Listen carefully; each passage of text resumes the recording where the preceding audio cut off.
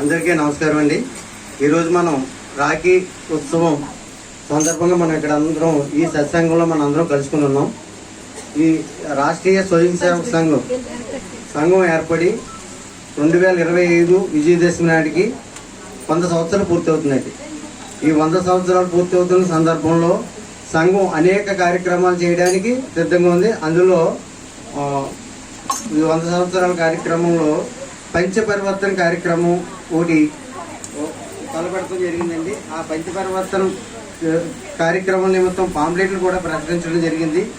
రాఖీ ఉత్సవం సందర్భంగా ఈ పాంప్లెట్లు రక్షాబంధన్ మహోత్సవం స్వాతంత్ర దినోత్సవం సందర్భంగా ఈ రక్షాబంధన్ పంచపరివర్తన పాంప్లెట్ని అందరికీ ఇచ్చి కుటుంబ వ్యవస్థల్ని, పర్యావరణాన్ని రక్షించుకోవడం, సామాజిక సమరసతని, నాగరికత విలువలు పిల్లలకి చెప్పడం, స్వదేశీ భావన పెంపొందించడం, ఈ పనులన్నిటిలో మనం మన సమాజాన్ని జాగృతపరిచి మనం హిందూ సమైక్యతకి మనం అందరం కూడా పాటుపడాలని కోరుకుంటున్నామండి. ఆ సందర్భంగా మనం ఈరోజు రాఖీ ఉత్సవాన్ని మనం జరుపుకుంటున్నాం. రాఖీ అందరం కూడా సమైక్యంగా ఉన్నాము. మనకి హిందువులు అంటే సింహం.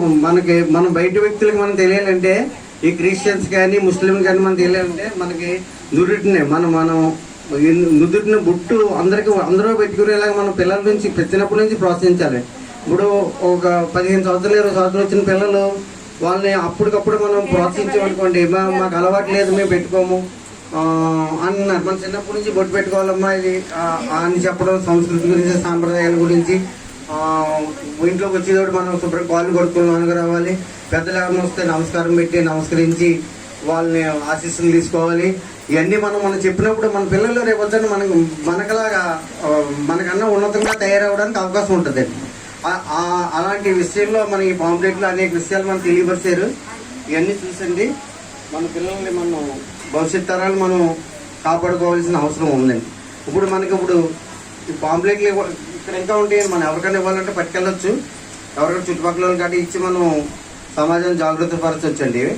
ఈ పట్టుకెళ్ళిన తర్వాత ఇక్కడ కొన్ని ఏరావు రెడ్డి గారికి కొన్ని పాంప్లెట్లు ఇస్తాను ఇంకా ఎక్స్ట్రా. మీ అందరికీ పట్టుకెళ్ళిన అవసరం అయితే తీసుకెళ్ళొచ్చండి. అదే రకంగా రక్షాబంధన్ కూడా మనం ఇక్కడ ఒక్కొక్కరు ఒక్కొక్క పక్క వాళ్ళకి కట్టడానికి సరిపడగానే తీసుకున్నామండి. కానీ మన చుట్టుపక్కల కానీ, మన బంధువులు కానీ, మన అన్నదమ్ములు కానీ, మన అక్క చెల్లెలు కానీ, మన మామూలు కానీ, లేదా అత్తలు కానీ, ఎవరికైనా సరే, పిల్లలకు కానీ పెద్దలకు కానీ ఎవరికన్నా మన హిందువులు అన్నవాళ్ళు ఈ రక్షాబంధన్ కట్టించుకుంటాము అనుకున్న వాళ్ళు అందరికీ రక్షాబంధన్ కట్టొచ్చండి.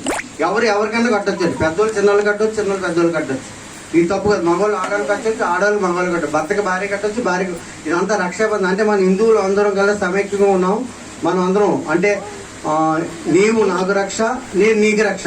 మనం అందరం మనమిద్దరం ఈ దేశానికి, ధర్మానికి, సంస్కృతికి, ఈ సాంప్రదాయాలకి ఈ రక్షగా ఉంటానని మనం ప్రతిజ్ఞ చేస్తూ మనం ఈ రక్షాబంధనం కట్టుకుంటామండి. ఇది కట్టుకోవడం వల్ల మన సమాజంలో మనం అందరం ఒకే సమైక్యతగా ఉండడానికి ఒక మార్గంగా ఉంటుందండి ఇది.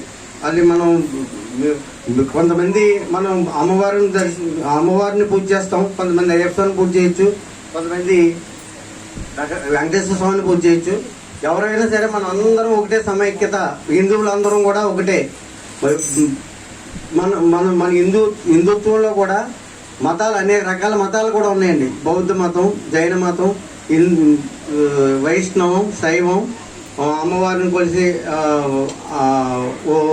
శక్తి పీఠాలు, అనేక రకాల మతాలు కూడా ఉన్నాయండి. అని హిందూ మతం కాదు, ఇది సనాతన ధర్మం. ఈ సనాతన ధర్మాన్ని మనం అందరం కాపాడుకుని భవిష్యత్ తరాలకి ఈ సంస్కృతి సాంప్రదాయాలని మనం అందించే పని చేసే పనిలో మనం అందరం పాల్పంచుకుందామండి. అందరం కూడా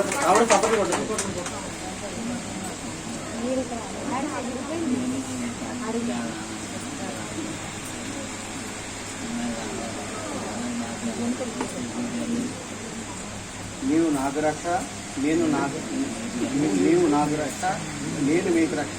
మన ఇద్దరం దేశానికి, ధర్మానికి, సంస్కృతికి రక్ష.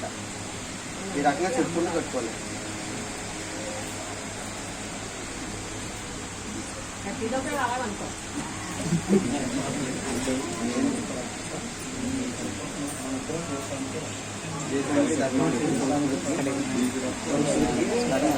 అలా అనుకుంటూ కట్టుకోవడం కట్టేస్తాం.